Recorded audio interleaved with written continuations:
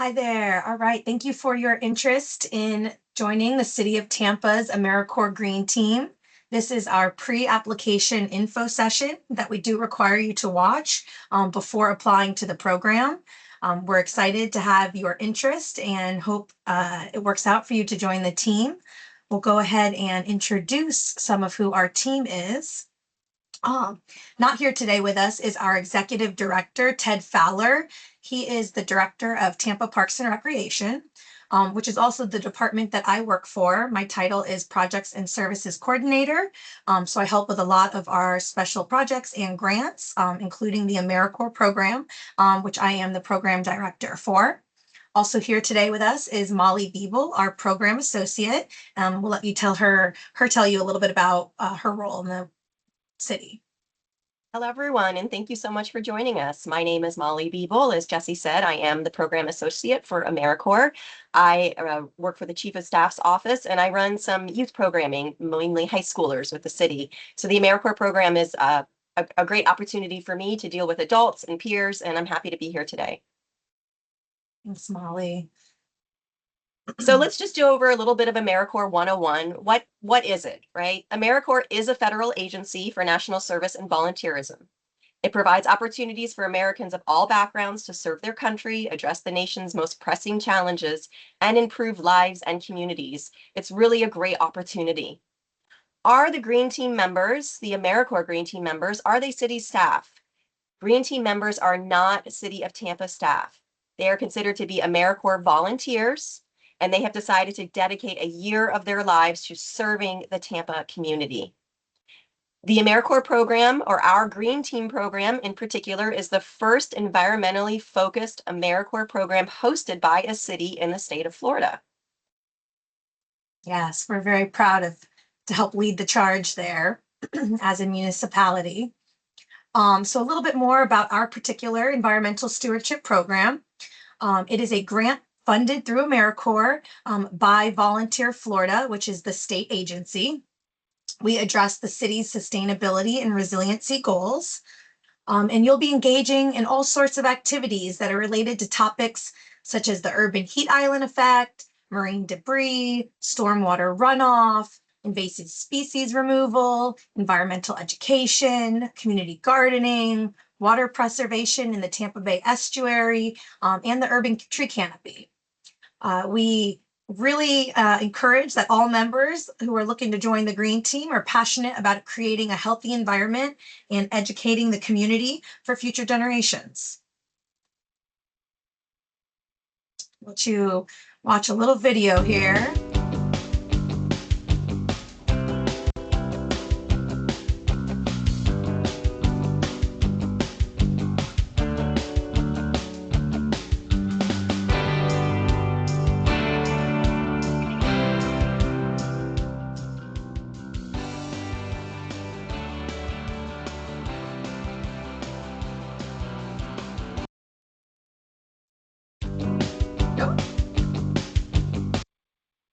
Get on to the next slide. Hopefully that gives you a little idea of there we go, some of what your work might look like. It's always fun to see the past AmeriCorps volunteers in service for the city. Now we've got a lot of considerations to run through, so I'll let Molly take it. Absolutely. So before you submit your application, we would like for you to consider the following items. First and foremost, Tuesdays are mandatory meeting days all day. So it's very important that your schedule allows for you to be with the Green Team all day, every Tuesday. Yeah, it's really important. We'll do a lot of professional development and training on those days. And it's the time where, since we're often spread apart throughout the city, it's when we have the one opportunity every week to be together and to really plan and project for the future with each other. And to answer, of course, any questions or resolve any issues you may have at that time. Outside activities, we like to really emphasize this is Florida. So we are outside morning, afternoon, high heat, whether it's extreme heat or cold, even in the winter months. And there's lots of standing on your feet and at times lifting heavy items. Some examples of what you might be lifting are sandbags when we're shoveling pre or post storm. We could be moving heavy debris or dirt and compost. We could be helping with truckloads of mulch for our watering shifts, and also just pulling hundreds and hundreds of feet of hose often to be able to make sure we're watering the trees that we're helping to plant. And I am going to re-emphasize that it gets hot in Florida, and being outside for 30 minutes is a lot different than being outside for 8 hours. So you definitely want to make sure that you are acclimated to the weather and you're willing to be outside in the hot or the cold, because it does get a little chilly here sometimes as well.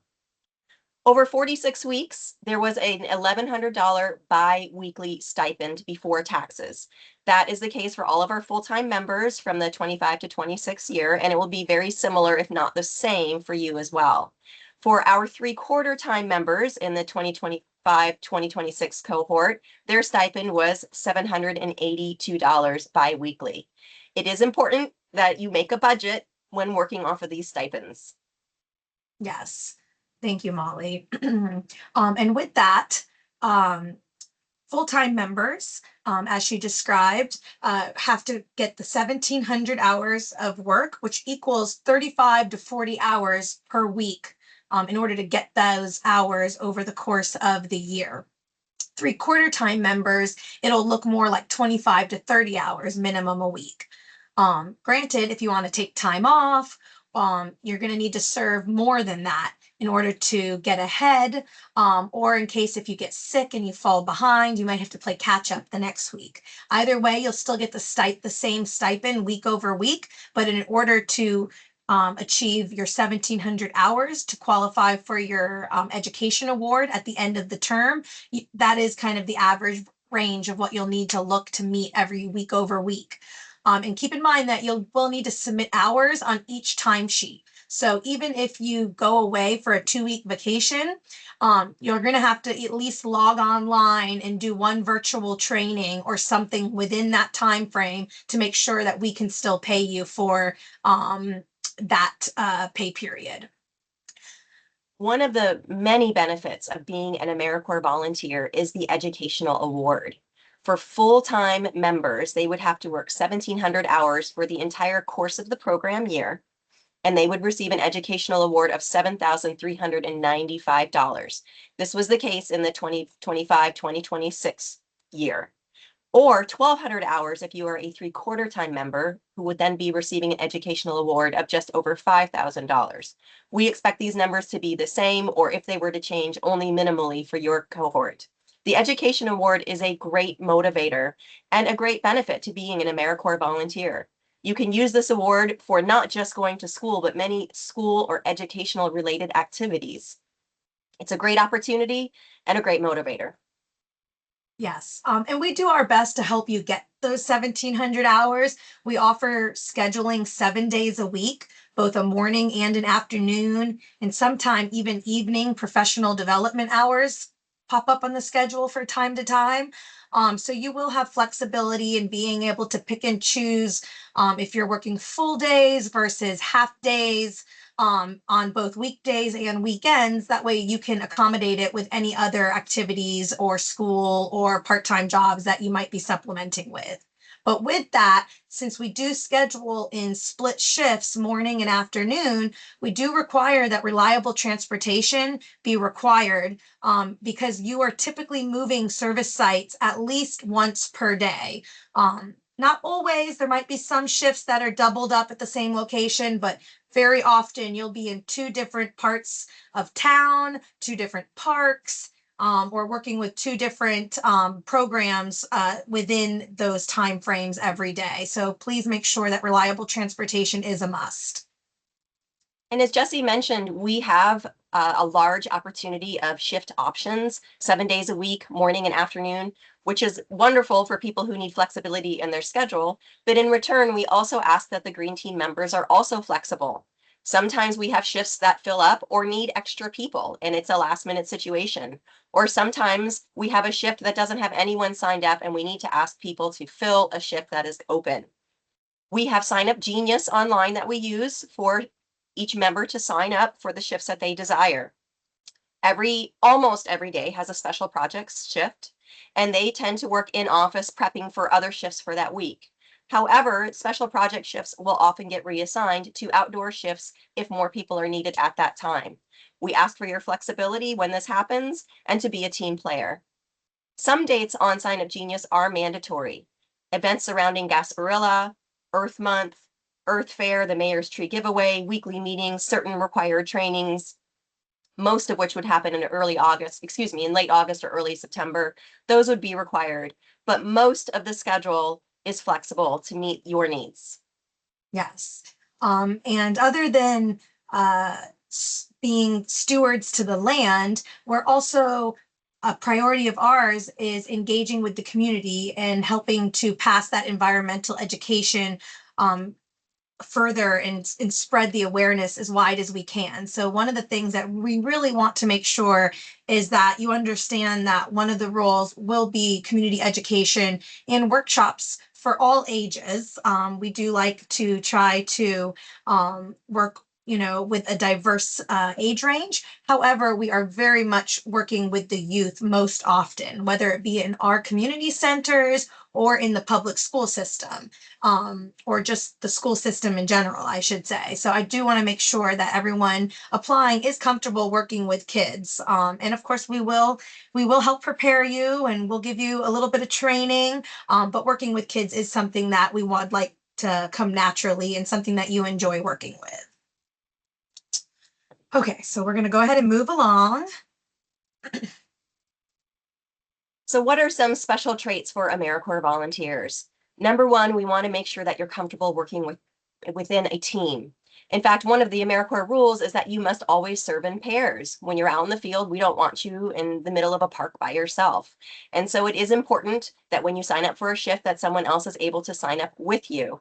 And that's one reason sometimes shifts have to get reassigned. But for the most part, it works out very well and very smoothly. We want you to be mindful of each other. If someone is having a moment where they can't lift something, we want you to offer to help out if you're able to do that. If someone needs to sit down for a moment because of the heat, we want you to be mindful of that as well and help that person get through the day. It is important that you arrive to your shifts on time. There are other people on the team who are counting on you. And some shifts are really popular and a lot of fun, and we want to make sure that everyone has an opportunity to do that. And so we ask that you be mindful of your members when signing up for those particular shifts.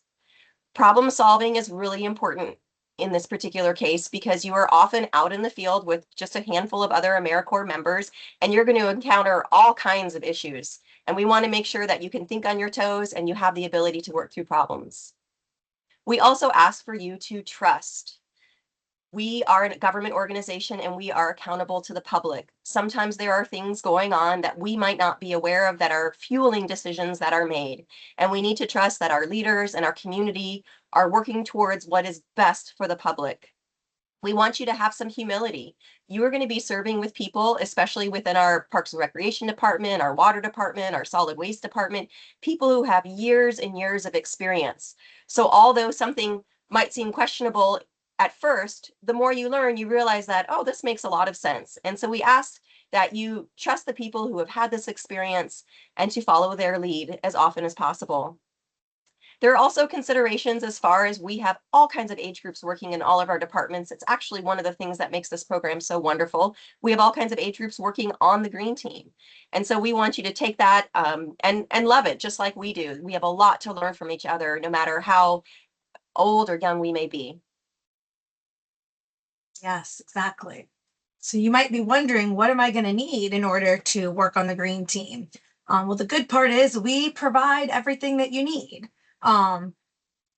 With a disclaimer that some additional equipment might not be assigned individually, but we do have some of the more bulk equipment in the office for distribution.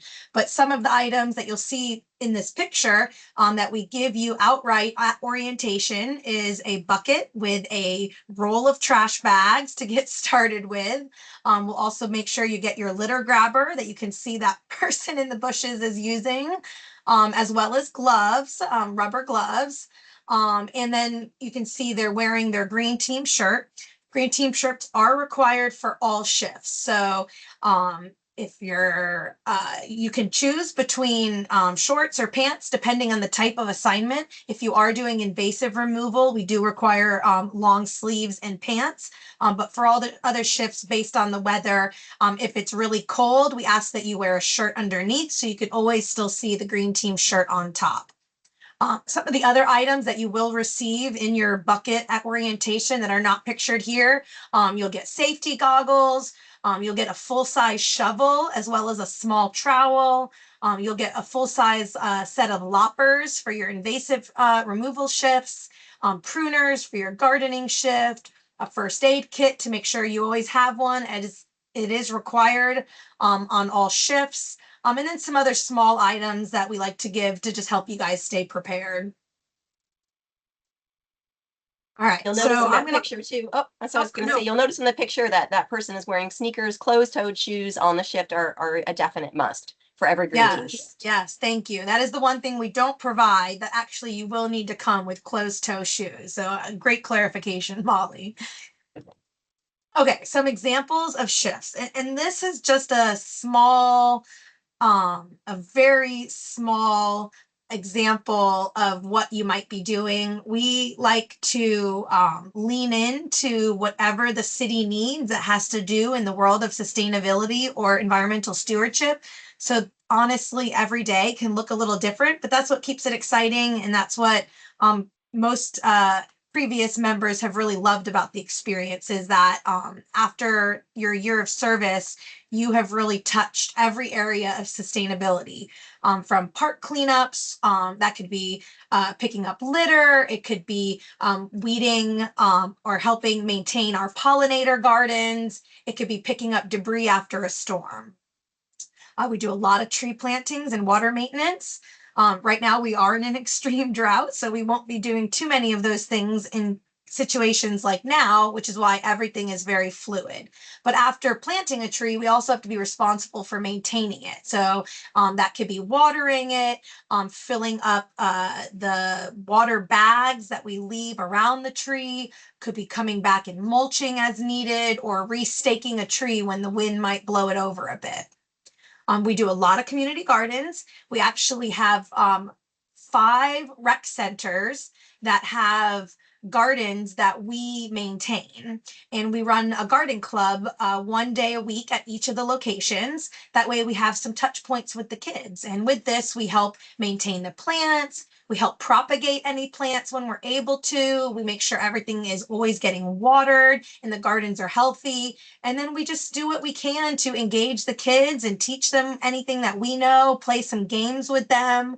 We have an entire spring curriculum that we're adapting into a fall curriculum and really trying to have talking points and lesson plans that you're prepared with. That way, every day that you go out to these gardens, you have something new to share with the kids.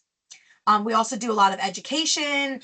We talked about that a bit. That's going into the schools for the workshops.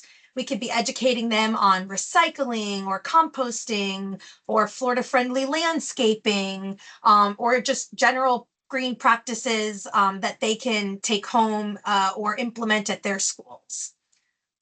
We do a lot of solid waste auditing. This is one of our morning shifts.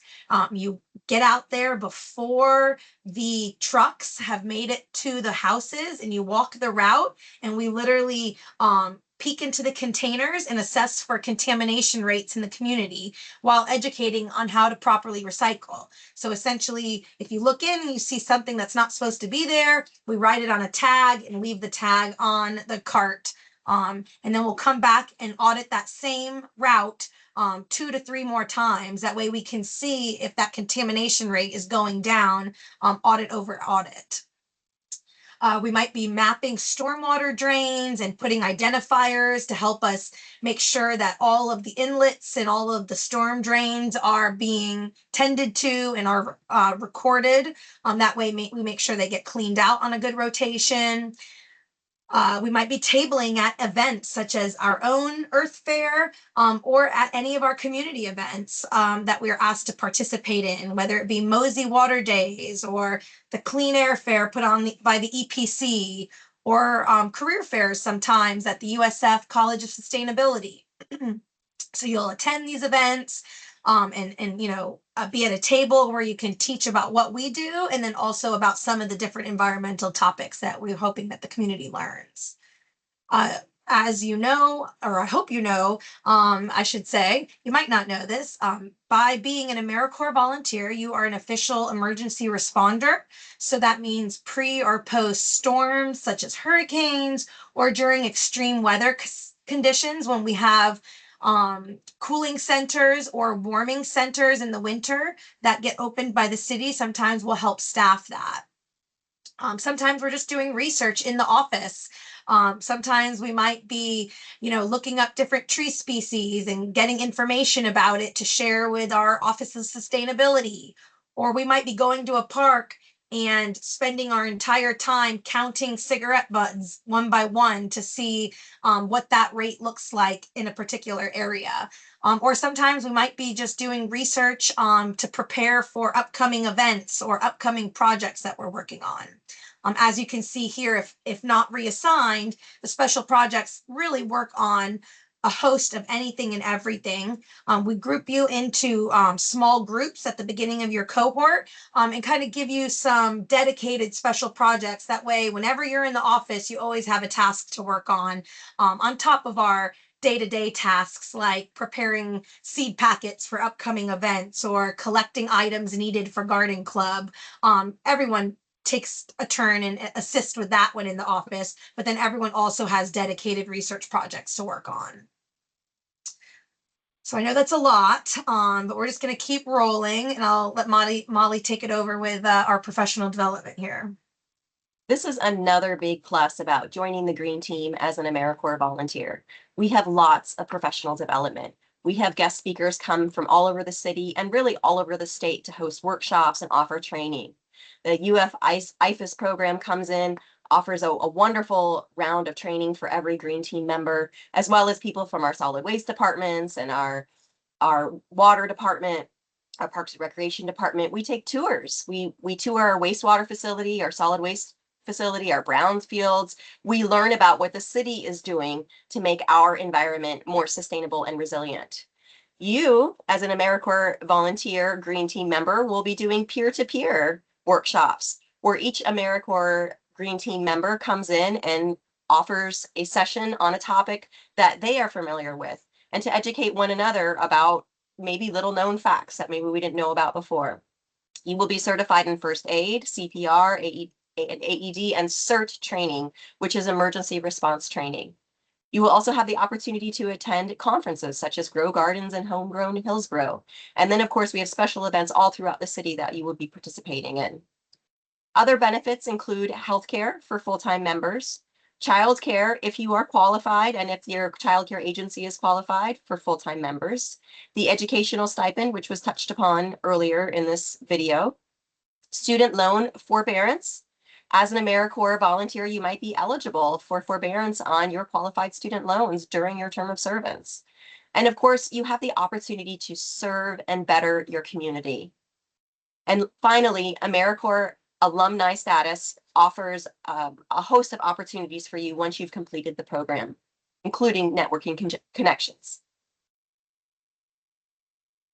Yes, there's lots of benefits, and honestly, I will go ahead and reiterate what Molly said about the professional development, because that does seem to be why a lot of members really get the most out of the experiences, because we do our best to maximize those hours. 20% of your time can be spent on professional development and training, and we like to make sure that you're walking away with as many opportunities, workshops, certifications under your belt as possible, to really, put a good foot forward for wherever you go from here. With that, we do have a few requirements. Some of them we've been over already, but we're going to reiterate because they're really important. We do need to make sure you can lift 50 pounds and remain standing and active for up to 4 hours at a time, because we could be planting trees in a field all day, and other than a lunch break, you definitely need to be able to, keep up with the team and be able to, really do the responsibilities that are required for our land stewardship metrics. So with that, the ability to work outdoor in Florida's varying and extreme weather conditions.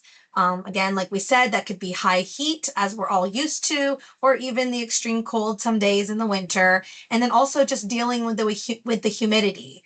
So with this, I would say, as part of that toolkit, we told you have to bring your closed-toe shoes. You definitely need to bring your reusable water bottle every day. That will be the other things that we do not issue, but that we do require you to come to work with, and making sure you have replenishments for your water as needed. And again, you are always able to take breaks and go and get more water and whatever you need to do to just really take care of yourself. Our first and foremost, your safety is our priority. A couple other requirements just for the program in general. Some of these are our requirements, some of them are AmeriCorps requirements.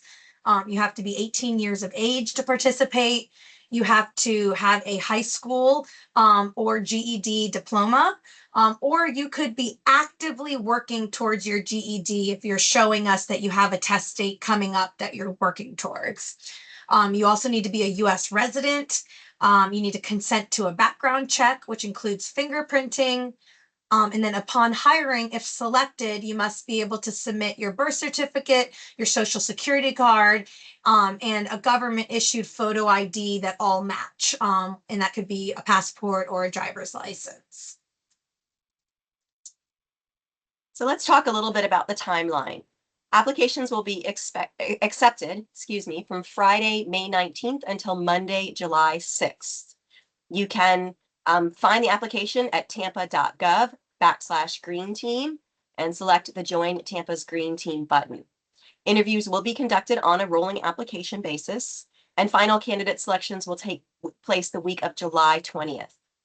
Applicants who are accepted will serve in full-time roles or three-quarter-time roles, depending on what you apply for, starting August 17th, 2026, running through no later than July 31st, 2027. AmeriCorps volunteers are required to serve a minimum of 1,700 hours for full-time candidates or 1,200 hours for three-quarter-time candidates within that time frame. Yes, thank you. And then just a few final fun stats. These are two of our first cohorts, it looks like. And then the stats here are from our first three cohorts. We're currently in the fourth year. So you guys would be what we call GT5, which would be our upcoming fifth cohort. But right here, this is our cumulative stats for the first three cohorts. These members, which would be about 40 in all over the three cohorts, removed 66,000 pounds of litter.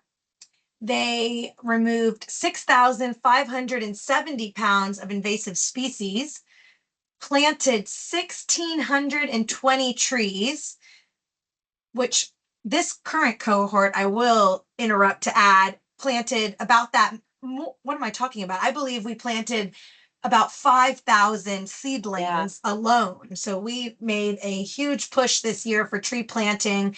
So you never know. These statistics can ebb and flow. That invasive species, we did very little in the first two cohorts, and almost all of that number came from the third cohort. So every year really just depends on what the priorities are, exactly, to see what we're really focused on.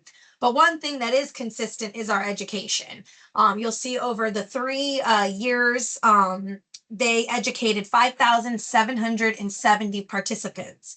That could have been through the one-on-one workshops, or we also collect knowledge gained at some of our events where we're able to have kind of more dialogue and ask questions and do trivia with people. I know we mentioned some of these, but some of the varying departments that we work with on the more these are the ones on a more regular basis. Our Sustainability and Resilience Office, we have Kayla Caselli. She is the officer for that office, works very closely with our team, and will do some of your trainings, and will really act as a mentor throughout the year as well. Of course, Parks and Recreation, we are embedded within the Parks and Recreation Department. This is officially a Parks and Recreation grant. So we are our home base is here at our city municipal office, which is located right around the corner of Columbus, right off of Hines. So kind of near the stadium, if you're familiar with that area of town. Just so you know, that's where like our special project shifts happen. And that's kind of like a central home base to come and go and get the supplies that you need for your shifts. Some other departments we work with are community engagement, our Department of Solid Waste and Environmental Program Management, and then of course our water department, our mobility department. You really do get exposed to a lot of the divisions within the city. And then this is just a very small example of some of our partners. The ones that we work very regularly on with, I should say, are the Coalition of Community Gardens, and then Keep Tampa Bay Beautiful. We also work closely, as it shows here, with the Tampa chapter of the Jane Goodall Roots and Shoots Institute. But to be honest, we just did our Earth Fair event and worked with over 55 partners alone just at that one event. So throughout the years, there's, you know, a smattering of community gardens you'll have a chance to work with, as well as both for-profit and not-for-profit that are working in the field of sustainability to really get, you know, a deep dive on what the community is doing in terms of environmental stewardship. Is there anything that we missed, Molly? Anything you can think of? Well, I'm thinking if we did and you have any questions, just know that during your interview, you'll have an option to ask us questions. So please come with that ready and prepared. Yeah, actually, that's a great and even if you wanted to ask something in the meantime, you can email us at greenteam@tampagov.net. One more time, that's greenteam@tampagov.net. But otherwise, we do really encourage you to right now go ahead and apply. It's not a very extensive application.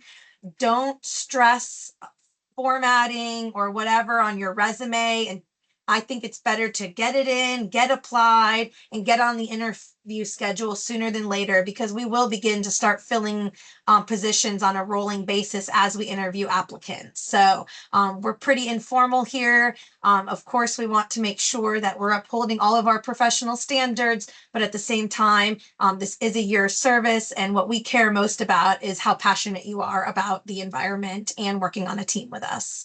So with that, thank you. Thank you for your time. Yes. Please head on over to the website and apply, and we hope to be seeing you in our interviews soon. Take care. Thank you.